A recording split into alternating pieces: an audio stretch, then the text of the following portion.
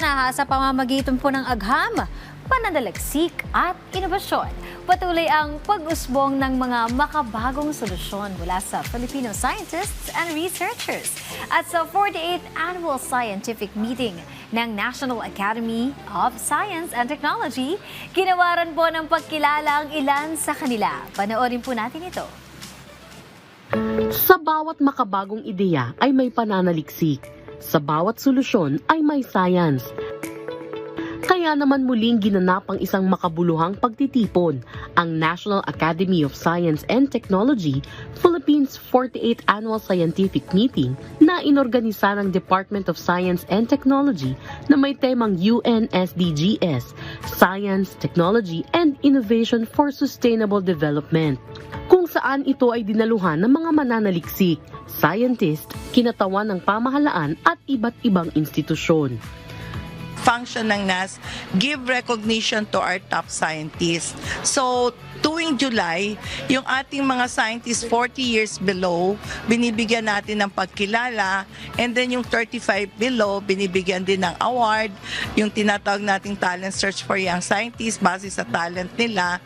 Tapos yung mga outstanding book, outstanding papers, outstanding monographs, pati yung environmental award. Yung mga scientists natin, binibigyan natin sila ng venue para ma-present yung research results nila. Hindi man sila orally nagpipresent, pero itong mga posters nila, ang dami, diba? 300 plus yan from 600. Sa pagtitipon ay kinilala ang 12 outstanding young scientists at ginanap ang awarding ng mga researcher na naglahad ng mahusay na pananaliksik mula sa agricultural sciences, biological sciences, engineering sciences and technology, health sciences, mathematical and physical sciences at social sciences division.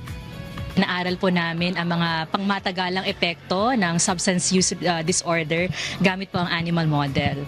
Kapag nalaman na po namin ang mga masasamang epekto nito, kami po ay inaaral na namin ang mga posibleng candidate na mga gamot para po malunasan ang drug addiction. Much of my work talaga nakafocus among nursing students because para sa akin, when we invest sa mga estudyante natin, among our nursing students, we are also investing in the future of patient care. So halos doon, tinitignan natin paano sila makakapasa sa board exam, paano sila mag-aaral ng mabuti, paano natin ma-ensure na ready sila mag-practice at magbigay ng care sa hospital pag nakagraduate na sila. Tampok din sa pagtitipon ng opisyal na presentasyon ng 48 ASM resolutions. The resolutions presented today offer a sobering yet necessary assessment of our current trajectory. While we celebrate our achievements in SDG 12, responsible consumption and production, and SDG 14, life below water, we must confront the reality that the Philippines remains significantly off track in achieving several other crucial targets. Sa bawat tuklas at inobasyon, nabibigyan ng pag-asa ang lipunan na makahanap ng mas mabuting solusyon sa mga suliraning kinaharap.